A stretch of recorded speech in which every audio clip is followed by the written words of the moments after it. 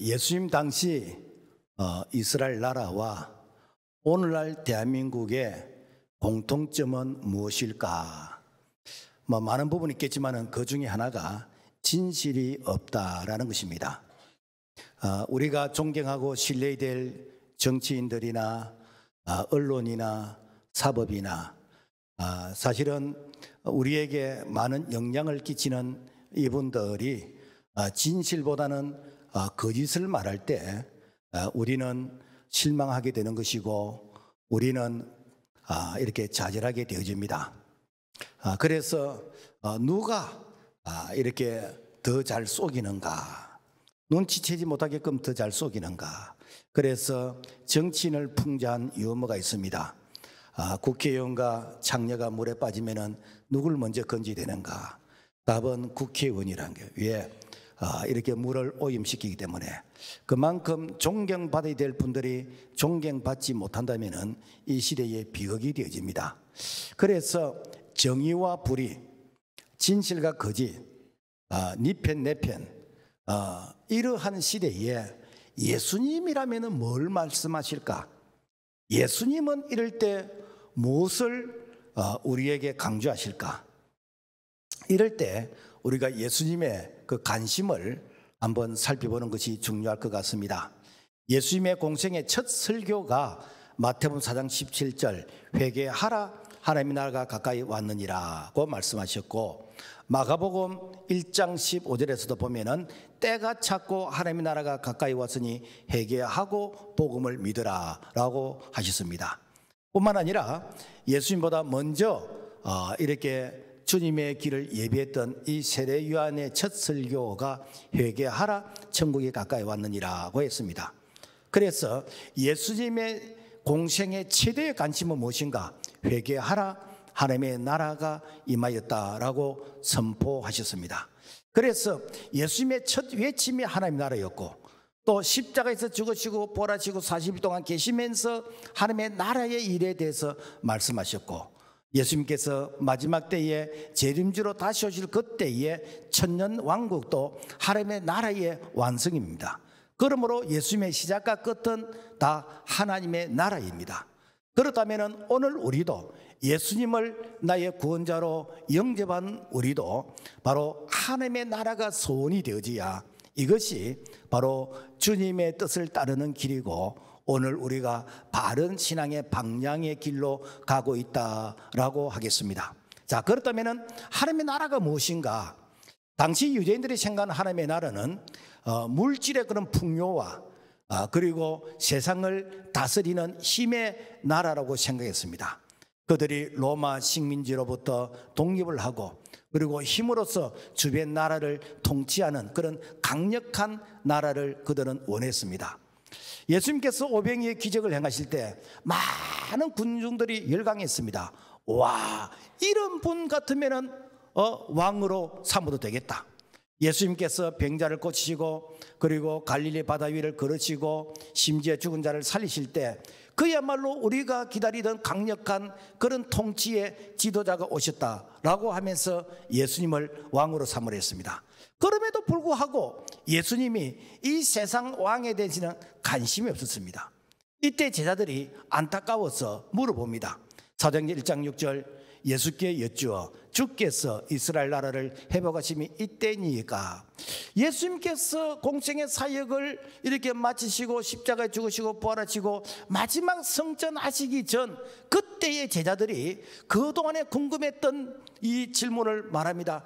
이제는 하나님의 나라를 완성할 때가 안 됐습니까? 이스라엘 회복할 때가 안 됐습니까? 라고 물었을 때에 예수님은 전혀 다른 대답을 하셨습니다. 사도행전 1장 8절 오직 성령이 내게 임하시면은 너희가 권능을 받고 예루살렘과 온 유대와 사마리아와 땅끝까지 이르러 내 증인이 되리라. 땅끝까지 증인되라는 거예요. 즉 하나님의 나라는 사람이 다스리는 나라가 아니다. 하나님의 나라는 복음으로서 성령이 역사하시는 하나님의 통치의 영역이다라는 것입니다. 그래서 복음서에서 이 하나님의 나라, 이 천국에 관련된 이 말씀이 한 100번 이상 나옵니다. 그래서 헬라어로 바실레아라는 게 이것은 천국, 천당, 낙원, 뭐 새 예루살렘 뭐 많은 이런 뜻이 있는데 가장 대표적인 말이 하나님의 나라이고 그리고 천국이다라는 것입니다. 그래서 하나님의 나라는 우리가 예수 믿고 우리가 사후에 천국 가는 그런 추상적인 나라가 아니라 바로 현재 이 땅에서 하나님이 통치하시는 통치의 영역, 바로 하나님의 임재 영역이다라는 것입니다. 우리가 사후에 천국 가는 것은 은혜로 가는 것이지 뭐 우리가 노력해서 가는 것이 아닙니다. 자, 그래서 우리가 세상에서도 나라라고 할 때는 한 몇 가지 조건이 갖추어져야 나라가 되는 것입니다. 첫째, 땅이 있어야 돼. 땅도 남의 땅 말고 국제법으로 인정되어지는 땅. 그래서 현재 이 땅, 우리가 뭐 이렇게 상해 임시정부가 그때가 건국된 대한민국의 이 역사냐, 아니면은 48년 8월 15일이 대한민국의 건국이냐, 이런 가지 이념 논쟁을 하는데 분명한 것은 상해는 그야말로 임시입니다. 우리 땅이 아니에요. 그야말로 임시입니다. 그래서 임시로 있는 것은 우리가 새빵살이 한 것이지 이게 사실은 국제법이 인정하는 그 땅이 아니에요. 하나님의 나라도 마찬가지입니다. 하나님의 나라도 추상적으로 저기 아프리카나 그리고 남미나 이런 곳이 아니라 현재 내가 속한 이 땅. 그리고 땅만 있으면 됩니까? 백성 국민이 있어야 되지요. 하나님의 나라도 하나님의 백성, 택한 백성이 현재 이 땅에서 존재해야 되는 것입니다. 그리고 백성들이 그야말로 니 잘났다 내 잘났다 하면서 자기 마음대로 하면 안 되니까 이렇게 나라가 건국되기 위해서는 이렇게 헌법이 만들어져야 됩니다. 하나님의 나라에도 헌법이 있습니다. 그게 무엇인가? 바로 율법이고 하나님의 말씀입니다. 그리고 지도자가 없으면은 그야말로 무질서해집니다. 그래서 세상에서도 왕이 있는 것이고 대통령이 있는 것이고 하나님의 나라에서도 하나님이 왕이십니다. 그래서 하나님의 나라는 추상적인 나라가 아니라 현재 이 땅에서 하나님의 백성이 하나님의 말씀을 이렇게 실천하는데 왕이신 하나님의 그분의 다스림을 받는 바로 이것이 하나님의 나라이다라는 것입니다. 그래서 이 땅에서 완전하지는 않지만은 가장 선명한 하나님의 나라가 바로 교회입니다. 교회는 주님께서 피로 값주고 세우신 그리스도의 몸인 것입니다. 예수님께서 말씀하신 하나님의 나라는 지금 현재 바로 여기서 교회를 통해서 이렇게 통치하시는 나라가 바로 하나님의 나라이다라는 것입니다. 그래서 마태복음 13장에 보면은 하나님의 나라를 무엇으로 비유할꼬라고 했습니다. 그러면서 씨 뿌리는 비유, 계자씨 비유, 누룩의 비유, 가라지의 비유, 진주의 비유, 물고기의 비유, 이렇게 비유를 통해서 하나님의 나라를 설명합니다. 즉 하나님의 나라를 비유를 통해서 설명하는데 그 비유의 핵심이 무엇인가? 하나님 나라의 가치라는 것이에요. 하나님 나라가 얼마나 중요한가? 그 가치라는 거예요. 그래서 그 하나님의 나라의 가치를 예수님께서 제일 먼저 첫 외침의 설교가 하나님의 나라였어요. 그래서 마태복음 12장 28절 하나님의 나라가 이미 너에게 임하느니라. already 이미 임했다. 그렇지만은 하나님 나라가 완성되지 않았어요. Not yet. 아직 완성되지 않았다. 언제 완성되는가? 이 복음이 온 천하에 다 전파되어지고 그리고 예수님이 재림에 오실 때 천년 왕국이 바로 하나님 나라의 완성이다라는 것입니다. 이 땅에서 하나님 나라의 백성은 회개하고 복음을 믿으면 성령을 선물로 받게 되는데 이때 성령으로 하나님을 아버지라고 고백하게 되는 것이고 예수님을 나의 주라고 고백하게 됩니다. 이것이 천국 백성, 즉 하나님 나라의 백성인 것입니다. 그러나 회개하지 않는 자, 즉 당시의 바리새인과 사두개인 같은 종교 지도자들을 향해서는 예수님께서 독사의 자식들이라고 아주 회개를 그들 향해서 촉구했습니다. 그래서 회개는 하나님의 나라에 입문하는, 하나님의 나라를 경험하는 바로 첫 단추이다라는 것입니다. 그래서 오늘 우리도 회개하고 복음을 믿으면 하나님 나라의 백성이 되어지는 그런 특권과 은혜가 주어진 줄로 믿습니다. 자, 그 다음에 교회는 주님이 세우신 하나님의 나라라는 것이죠. 예수님이 베드로의 그 신앙의 고백을 통해서 내 교회를 세우시겠다고 이렇게 약속하셨습니다. 마태복음 16장 18절 내가 이 반석 위에 내 교회를 세우리니, 여기서 세우리니라는 것은 이런 미래입니다. 영어로 I will build my church, 미래에 내 교회를 세우겠다라는 그런 약속입니다. 자, 그렇다면 왜 미래에 이렇게 내 교회를 세우겠다고 하시는가? 그 이유는 지금 현재는 예수님이 육신의 몸을 입고 이 땅에 계시는 거예요. 그런데 예수님께서 부활승천하신 이후에는 예수님이 육신의 몸으로 계시지 않아요. 그래서 육신의 몸으로 계시는 그 예수님의 흔적을 찾을 수 있는 것이 무엇인가? 바로 내 교회를 세우겠다. 그래서 교회를 통해서 주님의 몸, 주님을 이렇게 만날 수가 있다라는 것입니다. 그래서 에베소서 1장 23절은 교회를 주님의 몸이라고 그랬고, 그리고 에베소서 1장 22절에서는 교회는 그리스도의 머리다 라고 하고 있습니다. 그리고 사도행전 2장에 가서는 약속한 성령이 오순절 마가 다락방에 120명의 성도들에게 충만하게 임하면서, 그러면서 교회가 이제는 정식으로 출발하게 되지는, 소위 말해서 이 오순절 성령을 통해서 교회가 탄생하게 되지는 그런 성령 공동체를 경험하게 되었습니다. 그래서 고린도서 12장 3절 성령으로 아니하고는 누구든지 예수를 주시라 할 수 없느니라. 그러므로 교회는 반드시 성령 세례 받은 자들이 모여야 이것이 바로 주님께서 세우시는 이 땅의 거룩한 이렇게 교회 공동체이다라는 것입니다. 자, 그렇다면 왜 오늘날 주님이 세우신 이 교회가 무기력하다고 느껴질까? 그 이유가 무엇일까? 교회는 헬라로 에클레시아, 이 에클레시아는 밖으로부터 부름을 받아서 모인 공동체, 즉 하나님이 택한 백성들이 모인 모임의 공동체가 교회입니다. 이 말은 교회는 누구나 올 수 있지만 반드시 구원받은 백성들의 거룩한 공동체가 되어야 된다라는 것입니다. 그래서 내가 구원받은 이 백성의 거룩한 공동체의 그런 자인지 내 자신을 한번 점검해 볼 필요성이 있는데, 내가 하나님이 중심인지, 내가 하나님의 말씀이 중심인지, 내가 주님이 피로 값주고 사신 교회가 중심인지 내 자신을 한번 진단해 보면은 내가 구원받은 하나님의 백성인지 아닌지를 내가 이렇게 나름대로 평가할 수 있습니다. 만일 내가 어떤 특정한 사람이 중심이라든지, 아니면 어떤 특정한 이념과 사상이 중심이라든지, 아니면 특정한 어떤 정당이나 단체가 중심이 된다면 그것은 교회가 아니고 시민단체인 것이고 이끈을 위한 그런 사람의 어떤 모임이다라는 것입니다. 그래서 교회가 사람의 목소리를 내면은 그 속에는 생명이 없습니다. 그래서 이것은 성령의 역사가 없는 것이고 그것은 인본주의다라는 것입니다. 교회는 반드시 하나님의 말씀, 생명의 말씀이 선포되어야 되는 것이고, 그리고 진리의 이 말씀이 나타나야 되는데 이것을 갖다가 우리는 성령 공동체라고 얘기합니다. 우리 교회가 25년 전 교회가 이렇게 시작이 될 때 어떤 교회를 세워야 될까? 그 교회 롤 모델이 무엇일까? 기도하는 가운데에서 사도행전 2장 38절에서부터 쭉 말씀을 하나님께서 이렇게 주셨어요. 너희가 회개하여 각각 예수 그리스도 이름으로 세례를 받고 제사함을 받으라. 그리하면 성령의 선물을 받으리니 이날의 신도수가 3,000이나 더하더라. 무엇인가?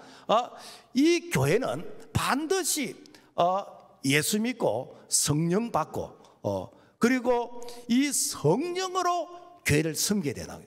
그리하면은 성령의 역사가 일어나게 되는데 그야말로 사람으로서 할 수 없는 일들을 성령께서 이루어 가시는 거예요.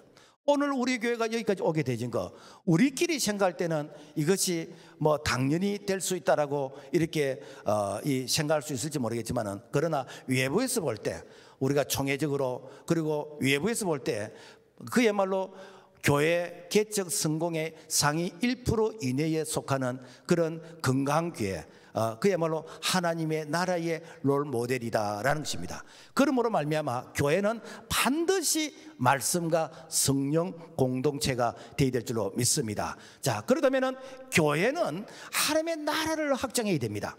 하나님의 나라는 능력이 나타납니다. 우리가 기원전 27년부터 서기 180년까지 약 한 200년간 이 로마가 이 지중해 주변의 모든 나라를 통치했습니다. 그때 팍스 로마나 로마가 그야말로 평화를 주는 그런 황금기 시대를 보냈는데, 그때의 이 로마가 힘으로 주변 나라를 다 지배했습니다. 오늘날 미국을 우리가 강대국이라고 그러잖아요. 왜 강대국이라고 그러지요? 그야말로 군사와 이 경제, 이 모든 것들을 다 힘으로 지배하기 때문에, 그래서 힘이 지배하는 그 나라가 사실은 강대국입니다. 하나님 나라도 힘이 있습니다. 골로새 4장 10절, 하나님의 나라는 말에 있지 아니하고 오직 능력에 있습니다. 그래서 하나님의 말씀이, 복음이 전파되어지는 곳마다 가난이 떠나게 되는 것이고, 포로된 자가 자유하게 되는 것이고, 눈먼 자가 다시 보게 되는 것이고, 눌린 자가 해방과 자유를 얻게 되는 것, 이게 하나님의 나라의 역사인 것입니다. 예수님은 하나님의 나라의 능력에 대해서 말씀하셨습니다. 마태복음 12장 28절, 내가 하나님의 성령을 힘입어 귀신을 쫓아내는 것이면 하나님의 나라가 이미 너에게 임하였느니라. 그러니까 예수님의 말씀이 선포되는 곳마다 귀신들이 떠나게 되는 것이고, 병자들이 고침을 받게 됩니다. 그래서 12년 동안 이 앓던 혈증 여인이 고침을 받게 되는 것이고, 소경이 눈을 뜨게 되는 것이고, 베데스다 연못가에 안진병이 일어나게 되는 이런 놀라운 역사들이 무엇인가? 이것이 하나님의 나라의 성령의 역사라는 거예요. 우리 교회가 참 이렇게 많은 기적들이 일어났어요. 뭐 안전병이가 일어나고, 심장 파막증이 고침을 받고, 뭐 이렇게 위암이 고침받고, 이렇게 손등에 혹이 없어지고, 많은 이런 일들이 났습니다. 이게 무엇인가? 이것이 하나님의 나라의 성령의 역사이다라는 것입니다. 그래서 하나님의 나라는 하나님의 백성들이 모인 공동체이기 때문에, 그래서 하나님의 백성들이 믿음으로 기도하게 되지면은 놀라운 역사들이 일어나게 됩니다. 그래서 야고보서 5장 14절과 15절의 말씀 보면은, 너희 중에 병든 자가 있느냐? 주의 이름으로 기름을 바르며 기도할지니라. 믿음의 기도는 병든 자를 구하니 주께서 일으키시리라.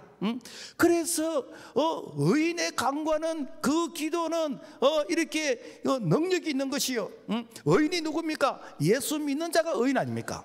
미국의 존스 홉킨스 병원의 그 임상 자료에 의하면은, 환자가 그냥 병원에서 치료받는 것보다도 그 환자가 병원에서 치료받으면서 배후에서 이분을 위해서 기도해 주는 사람이 있을 때에 훨씬 치료의 효과가 그야말로 몇 배나 더 이렇게 크게 나타나더라라는 것입니다. 무슨 얘기인가? 그야말로 단순히 의학적으로만 이렇게 치료받는 것이 아니라, 배후에서 의인의 믿음의 사람들이 이렇게 부르짖고 기도할 때에, 그때의 그 치료의 역사가 그야말로 냉수 한 그릇을 마셔도 이것이 치료 효과가 극대화되진다라는 것입니다. 우리 교회가 이렇게 젊은 사람들이 이렇게 많기 때문에, 젊은 사람들의 약점이 무엇인가? 기도가 약해요.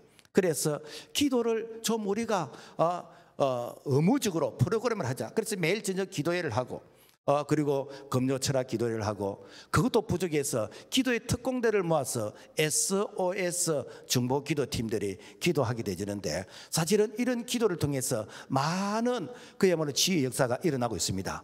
자, 그래서 이 의인의 간구하는 기도, 이 믿음의 기도는 역사하는 그런 힘이 큰데, 문제는 이런 성령의 역사가 있고 하나님의 나라가 확장되는 이런 곳에는 마귀 사탄이 비상이 걸린다는 거예요. 마귀 사탄이 그냥 이렇게 눈 뜨고 봐주지를 못한다는 것입니다. 자, 그래서 복음의 현장에 마귀 사탄의 방해가 있다라는 것입니다.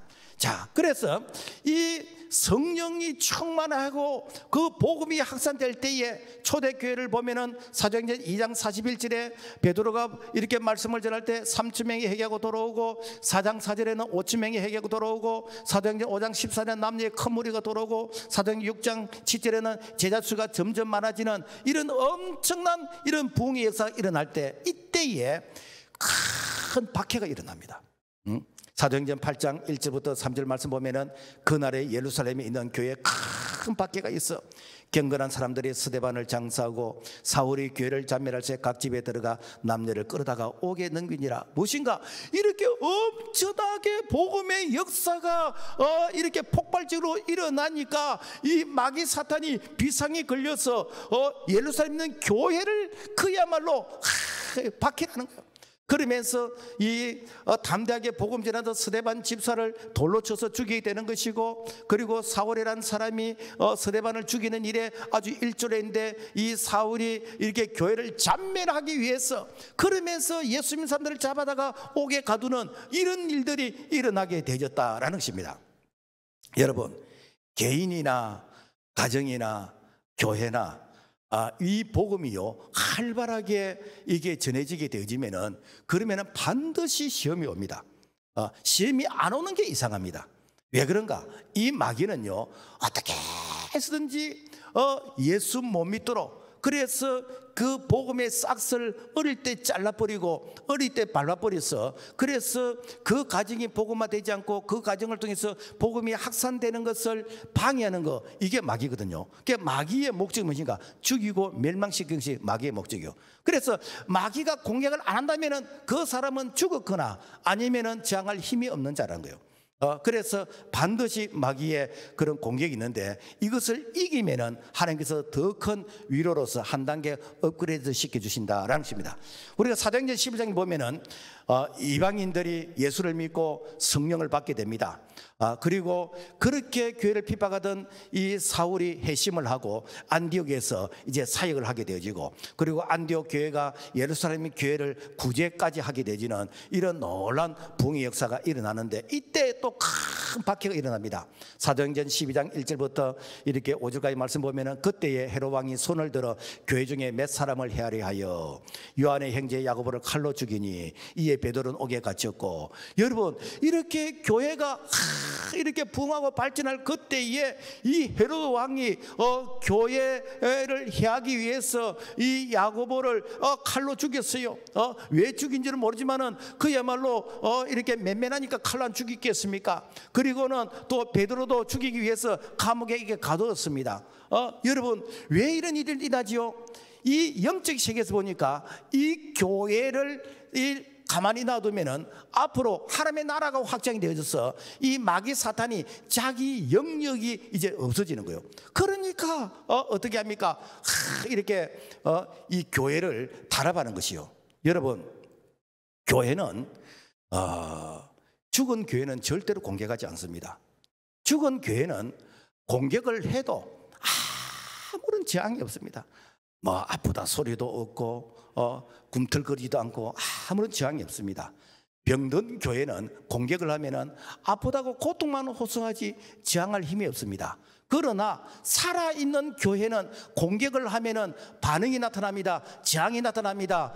아니라고 외칩니다. 그러면서 이렇게 이 속에서 어분이 일어납니다. 다윗이 이렇게 골리앗과 싸움을 할 때 이 골리앗이 그냥 단순히 다윗을 이렇게 모욕한 게 아니라 네가 믿는 하나님, 이스라엘 하나님의 이름을 모욕을 하는 거예요. 그러니까 다윗이 속에서 어분이 일어난 거예요. 어분이 난 거예요. 아니 네가 뭔데 사시는 하나님의 이름을 네가 모욕하느냐? 그러면서 너는 칼과 창으로 나오지만은 나는 네가 모욕하는 만군의 여호와 하나님 군대의 하나님의 이름으로 내게 가노라 라고 외쳤어요. 그런데 여러분, 그 얘기를 다윗만 들었습니까? 아닙니다.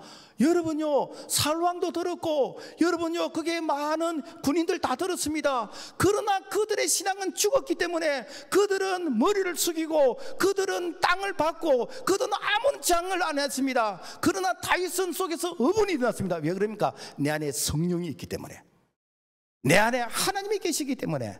그렇기 때문에 어떻게 되는가? 골리앗과 담대하게 나가서 싸울 수가 있었다라는 것입니다. 오늘날 살아있는 교회는 여러분요, 가만히 있지를 못합니다. 속에서 내 안에 어분이 일어난 거예요. 왜 하나님을 못 오가냐는 것입니다. 초대교회는 서기 54년 네로 황제 때부터 서기 303년 디오크레티아누스 황제 때까지 약 한 300년 동안 엄청난 박해가 있었습니다. 이걸 갖다가 10대 대박해다라고 했습니다. 그래서 기독교인들이 사자밥이 되기도 하고 그야말로 이렇게 추위와 굶주림과 이렇게 톱으로서 죽고 이렇게 해서 죽고 저렇게 해서 죽고 심지어는 기독교인들을 하향을 시켜서 그 하향의 그 불이 그야말로 시내를 밝게 만드는 그 정도까지 기독교인들을 탄압을 했습니다. 자, 그런데 그렇게 탄압을 받아도 기독교인들이 카타콤으로 숨고 그러면서 끝까지 믿음과 신앙을 지켰는데 313년 로마의 콘스탄틴 황제가 기독교를 국교로 인정했습니다. 기독교는요, 여러분요, 탄압을 받으면 받을수록 기독교는 믿음의 사람들이 더 일어나게 됩니다. 이것이 무엇인가? 바로 내 안에 계시는 성령, 그분께서 나를 통해서 나타나시기 때문에. 그래서 주님은 위로하셨습니다. 마태복음 5장 11절과 12절, 나로 말미암아 너희를 욕하고 박해하고 거짓으로 너희를 거슬러 모든 악한 말을 할 때는 너희에게 복이 있나니 기뻐하고 즐거워라, 하늘에서 너희 상이 큼이라. 여러분, 이렇게 박해를 받던 그 성도들이 여러분요, 이 핍박이 두렵지 않겠습니까? 불이익이 두렵지 않겠습니까? 그러나 그들은 내가 이 땅에 살지만은 천국을 바라보면서, 이 천국의 상급을 바라보면서 내가 이 땅에서 구차하게 잠시 세상과 타협하면서 부끄러운 구원을 받고 싶지 않다라는 것이 바로 히브리서 11장의 믿음의 장에 나오는 믿음의 이 선진들의 그들의 발자취였다라는 것입니다. 그래서 우리가 이렇게 믿음으로 살아가면서 참에게 당하는 크고 작은 모든 시련은 반드시 우리 하나님께서 이 땅에서 뿐만 아니라 천국에서 상급으로 위로해 주신 줄로 믿습니다. 그런데 사탄은 강명한 천사처럼 문화의 옷을 입고 나타납니다. 그 사탄이 내가 마귀다, 드라큘라다 이렇게 하면서 얼굴에 이름 써가지고 그렇게 나타나질 않는 거예요. 이것은 영적으로 우리가 분별해야 됩니다.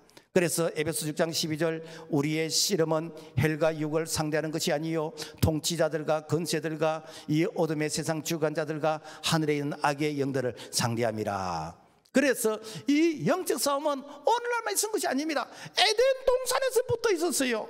에덴 동산에서 하나님께서 너희들이 이렇게 절대로 선악과를 먹지 말라, 선악과를 먹으면 반드시 죽게 된다, 이 말은 너희들이 생명나무를 먹어야 된다, 그 말 아닙니까? 그런데 이 사탄의 유혹을 통해서 그들이 생명나무보다는 선악과를 선택하게 되지는, 지금 말하면 하나님의 말씀보다는 그야말로 이 타락한 그런 이 문화, 그런 이 가치관을 수용하게 되었다라는 것입니다. 자, 그래서 그야말로 아담의 원죄로 소망 없는 오늘 우리에게 제2의 아담 대신 예수 그리스도 그분이 오셔서 그분이 십자가에서 이 아담의 원죄를 다 밤낮하시고 우리에게 생명을 주셨습니다. 그래서 오늘 이 시대는 바로 생명나무 대신 예수 그리스도 그분을 중심과 여전히 이렇게 이 선악과를 중심으로 하는 인본주의 사상과 아예 그런 싸움이 이 에덴 동산 이후부터 지금까지 계속해서 나타나고 있습니다.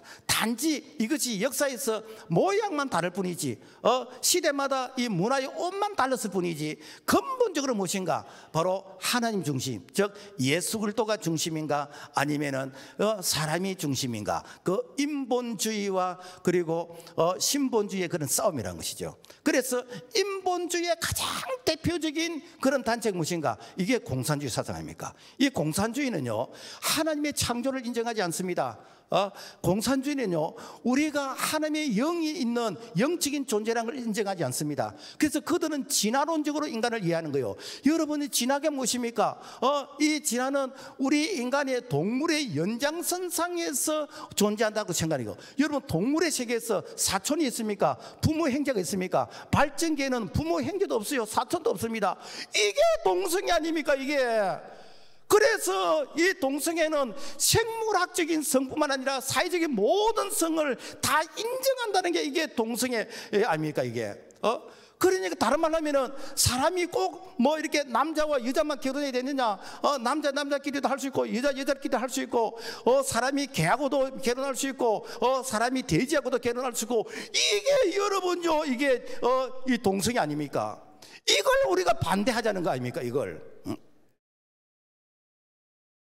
만약에 동성애를 수용하면은요, 지금 대한민국의 출산율이 0.7인데 여러분, 대한민국에 재앙이 옵니다. 영국의 옥스퍼드 대학 인구 감소 연구에 의하면 지구상에서 가장 먼저 소멸될 나라가 대한민국이라는 거예요. 앞으로 50년 후이 되면은 여러분요, 대한민국의 기능이 그야말로 이제는 이 흔들릴 정도로 위기가 오는 것이고, 그리고 이렇게 750년 되면 대한민국의 인구 자체가 없어져 버린다는 거예요. 그것이 세계에서 대한민국이 제일 먼저 없어진다는 거예요. 여러분 왜 그렇습니까? 하나님의 창조 질서를 부정하니까 이런 일이 일어나는 것이지요. 하나님의 나라를 부정하니까 이런 일이 일어난 거 아닙니까? 그래서 하나님의 창조 질서를 부정하는 낙태법이라든지 복음을 가로막는 포괄적 차별금지법이라든지 이런 것들은 다 하나님의 나라를 방해하는 이 시대의 문화적인 공격이다라는 것입니다. 영국은 포괄적 차별금지법을 아무런 저항 없이 받아들인 이후에 10년 안에 13,000개 교회가 문을 닫게 되는 것이고, 복음화율이 2%로 이렇게 떨어지게 되어졌습니다. 여러분, 복음화 2%라면 어느 정도인지 압니까? 지금 현재 우리 아이들이 초등학교 이 중학교에서 너희들 예수 믿는 사람 손들어봐라 라고 하면서 자기가 예수 믿는다는 그 신분의 이렇게 확인을 하는 아이들이 2% 내지 3%밖에 안 됩니다. 그러니까 내가 예수 믿는 것이 부끄럽게 생각하고 내가 예수 믿는다는 것을 아이들이 알면은 나를 왕따시킬까 싶어서, 그래서 예수 믿는다는 그런 신분을 다른 사람에게 이렇게 노출시키지 않고 숨기고, 그런데 나는 예수 믿습니다 라고 하는 아이들이 이내 3%밖에 안 돼요. 여러분요, 성교학적으로 이 기독교인들이 4% 이내가 되지면은 미전도 종족으로서 이 선교의 대상입니다. 우리가 선교하러 아프리카나 동남아로 가는 것이 아니라 이제는 아프리카 동남아 사람들이 대한민국을 복음화시키기 위해서 선교사가 와야 되는 그런 시대가 지금 초등학생들 중학생들이라니까. 이 아이들이 10년 20년 되어지면은 여러분요, 대한민국 어떻게 되겠습니까? 역삼각형의 그런 구조가 될 수 있다라는 것입니다. 자, 그래서 오늘 이러한 문화가 우리 속에 그야말로 누룩처럼 들어오게 된 배경이 무엇인가? 이게 신공산주의자들이 자유와 인권과 차별금지라는 이런 구호를 통해서 교회 속에 스며들어왔다라는 것입니다. 공산주의자들은 공산화가 될 때까지 민주화를 외치면서 공산화를 진행합니다. 절대 공산주의가 공산화 말 안 합니다. 민주화를 이런 이 구호를 통해서 공산화를 시켜갑니다.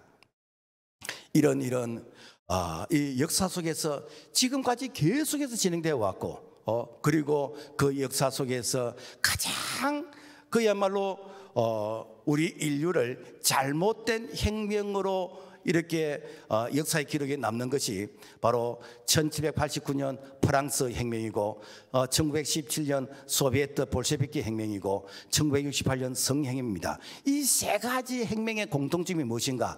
다 하나님을 부정하는 혁명이라는 것이죠. 이 혁명의 지처가 무엇인가? 바로 이탈리아 공산주의 창시자 안토니오 그람시의 그런 영향을 받은 사람들이다라는 것입니다. 그래, 그들의 목적은 무엇인가? 교회를 파괴하는 것이요.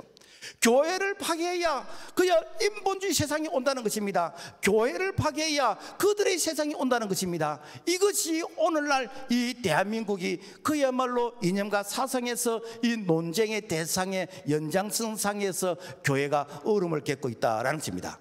그러므로 말미암아 건강한 교회가 되어야 됩니다. 오늘 사회가 타락하고 부패하고 이념 논쟁으로 갈등하는 것은 이것은 교회가 파수꾼의 사명을 회피했기 때문입니다. 에스겔서 33장 6절과 7절 같이 한번 읽어볼까요? 시작. 칼이 임함을 파수꾼이 보고도 나팔을 불지 아니하여 백성에게 경고하지 아니하므로 그 죄는 내가 파수꾼의 손에서 찾으리라. 그런즉 너는 내 입의 말을 듣고 나를 대신하여 그들에게 경고할지어다. 오늘 이 시대의 파수꾼은 누구신가? 여러분요, 각 교회들마다 이 세우신 이 목사가 바로 선지자의 사명이고 파수꾼의 사명인 것입니다. 파수꾼이 나팔을 정확하게 불러야 전쟁을 대비할 수 있고, 파수꾼이 나팔을 정확하게 불러야 그래야 이 백성들이 어떻게 처신할 것인가 자신이 이렇게 알 수 있는데, 그런데 이 파수꾼이 교인들의 눈치를 보면서 이 말 하면은 아무개 집사가 삐질 것 같고, 이 말 하면은 아무개 집사가 삐질 것 같아서, 그래서 이 말도 안 하고 저 말도 안 하고 듣기 좋은 말만 하게 되어지면은 그 피값을 파수꾼에게 찾겠다는 것이 바로 하나님의 경고 아닙니까? 하나님의 관심은 교회에 있습니다. 오늘 교회가 너무 달콤한 말을 많이 들어가지고 세상 말로 하면은 당뇨병에 걸렸어요. 교회가 듣기 좋은 말, 달콤한 말, 기분 좋은 말, 유머 이런 말, 이런 말만 자꾸 듣다 보니까 그러니까 성인병에 걸려서 그야말로 몸은 뚱뚱한데 아무런 힘을 쓰지 못하는 이런 현상. 그래서 이게 여러분요, 오늘날 한국 교회의 그런 병이다라는 것입니다. 여러분요, 교회는 근육질이 되어야 됩니다. 말씀과 기도로 거룩해져야 됩니다. 우리가 하나님의 말씀으로 무장해야 되는 것입니다. 하나님의 말씀에 근거해서 아닌 것은 노라고 해야 됩니다. 초대교회는 작지만은 진리를 선포하는 교회였어요. 그래서 사도행전 5장 42절 그들이 날마다 성전에 있든지 집에 있든지 예수는 그리스도라고 가르치기와 전도하기를 그치지 아니하니라. 초대교회는 엄청난 위험을 감수하고 진리를 선포했습니다. 내가 이 진리를 선포하면 감옥에 갇힐 수도 있는 것이고, 내가 순교를 당할 수 있습니다. 내가 불이익을 당할 수 있습니다. 그럼에도 불구하고 초대교회는 예수는 그리스도라고 전포했습니다. 그렇게 할 때에 사람들이 비로소 그리스도인이라고 칭찬과 인정을 받게 되어지는 그러한 이렇게 그 시대의 유일한 소망과 희망이 교회였다는 것입니다. 여러분, 오늘 시대도 교회만 바로 쓰면은 한국의 병을 치유할 수 있습니다. 여러분요, 학연, 지연, 오늘날 언론, 사법, 카르텔, 여러분 교회만 바로 쓰면은 이 모든 질병을 다 치료할 수 있습니다. 교회가 진리를 외치고, 교회가 세상 속에 소금이 되어지고 빛이 되어지면은, 교회가 마지막 희망이 될 때, 여러분 한국은 희망이 있는 것입니다. 우리가 여러 가지 불의한 이런 걸 보면서 여기에 대해서 이렇게 항거하는 사람이 누굽니까? 여러분, 교회 위에 있습니까? 그나마 깨어있는 교회들이 아닌 것은 아니라고 외치는 것이죠.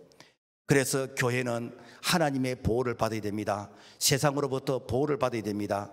우리가 정교분리라는 것이 있는데, 이 정교분리는 한마디로 말하면 교회보호법이에요. 1600년 영국의 국왕이 이 교회를 통치하고 다스리면서 교회가 그야말로 교회 기능을 하지 못했어요. 이때에 신앙의 자유를 찾아서 이 대서양을 건너서 미국으로 간 자들이 프리탄 청교도들입니다. 그래서 이 청교도들이 미국으로 가서 그들이 제일 먼저 제정한 법이 무엇인가? 정교분리법을 제정했어요. 미국의 제1대 대통령이 조지 워싱턴, 2대 대통령이 존 아담스, 3대 대통령이 토마스 제퍼슨인데, 이 대통령들이 우리는 신앙의 자유를 찾아서 미국에 와서 이렇게 마음껏 하나님을 찬양하고 예배하고 우리가 전도하고 선교할 수 있는데, 만약에 하나님을 모르는 그런 지도자가 나타나서 영국의 국왕처럼 교회를 탄압하면은 그때는 우리가 어떻게 할 것인가? 그래서 법으로 교회를 탄압하지 못하도록 이 교회를 보호하는 법을 만드는데, 그것이 정교분리법이에요. 그래서 절대로 세상의 왕은 교회 수장이 될 수 없다. 그리고 국가는 교회 세금을 매길 수 없다. 그리고 이렇게 정부는 교회를 탄압하는 법을 만들 수 없다. 요 보호법이 정교분리법이에요.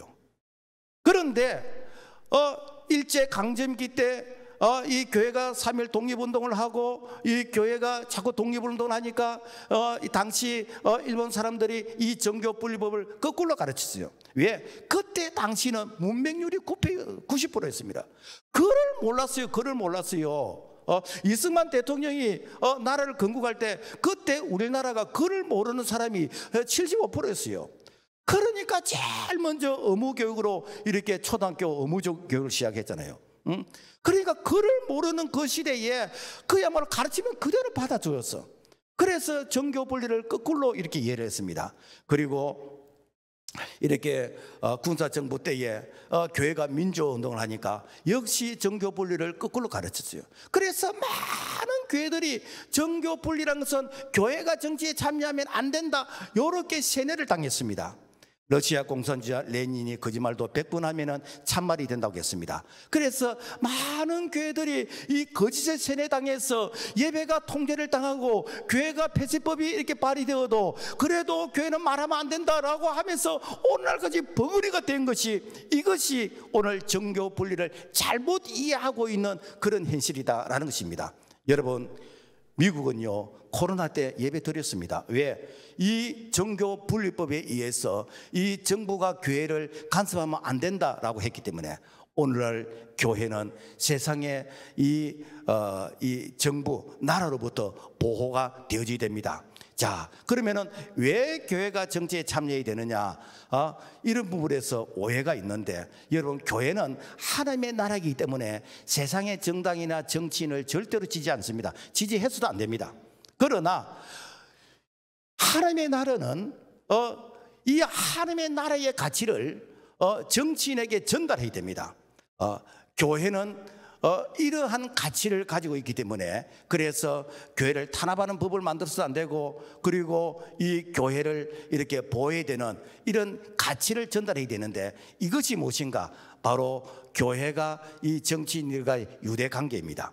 그래서 이 교회는 가장 하나님의 나라를 잘 대변해 줄 수 있는, 가장 교회를 잘 대변해 줄 수 있는 그런 정책, 그런 지도자, 그런 정당의 그런 가치를 선택하는 것이지 같이 공유하는 것은 아니에요.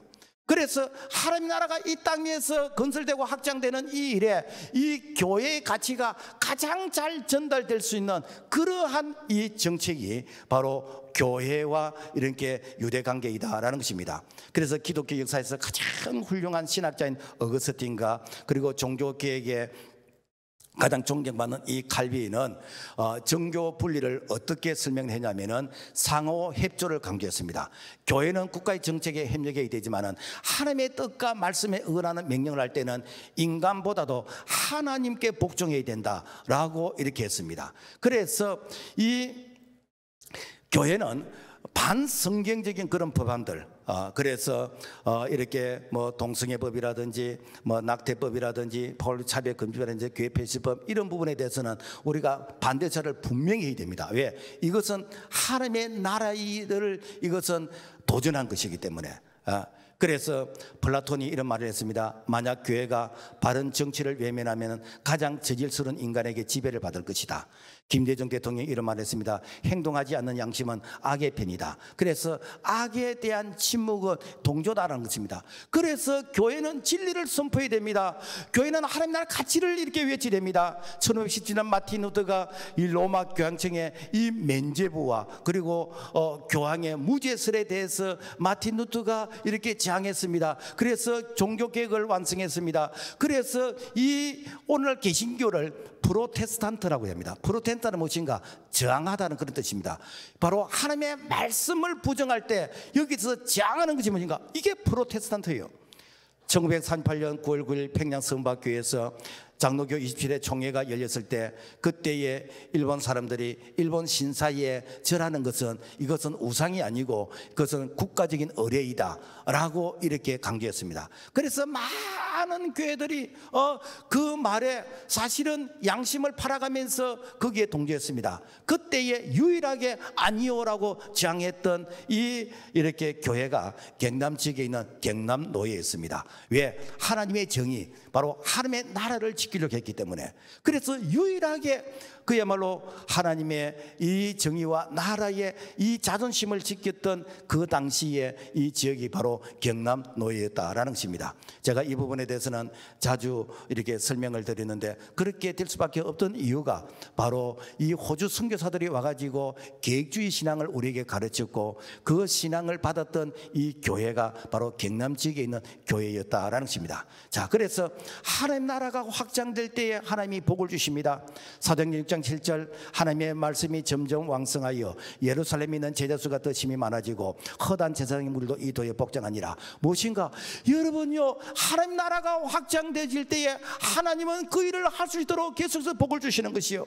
여러분, 왜 북한이 국제 거지가 됐습니까? 왜 북한이 저렇게 못 살게 됐습니까? 한때는 북한이 1976년 이전까지만 해도 통계적으로 잘 살았습니다. 그 이유는 이 평양에 여러분요, 신학교가 있었고 평양에 대부흥운동이 일어났고 그야말로 평양이 이렇게 남한보다 먼저 복음화되었습니다. 하나님께서 그 이유를 통해서 평양을 축복하셨는데, 이 평양이 이 공산주의 사상을 받아들이게 되는 것이고, 그리고 이 일본 신사에 이렇게 참여하는 것을 가결했던 곳이 이 평양이었고, 그러면서 이 교회를 다 이게 군수 공장으로, 그리고 이 교회를 이게 탄압함으로 말미암아 하나님의 촛대가 평양에서 이제는 옮겨져 버렸습니다. 그래서 저 평양 땅은 국제적으로 거지가 되어지고 못 사는 나라가 됐습니다. 왜 그렇지요? 교회를 탄압했기 때문에.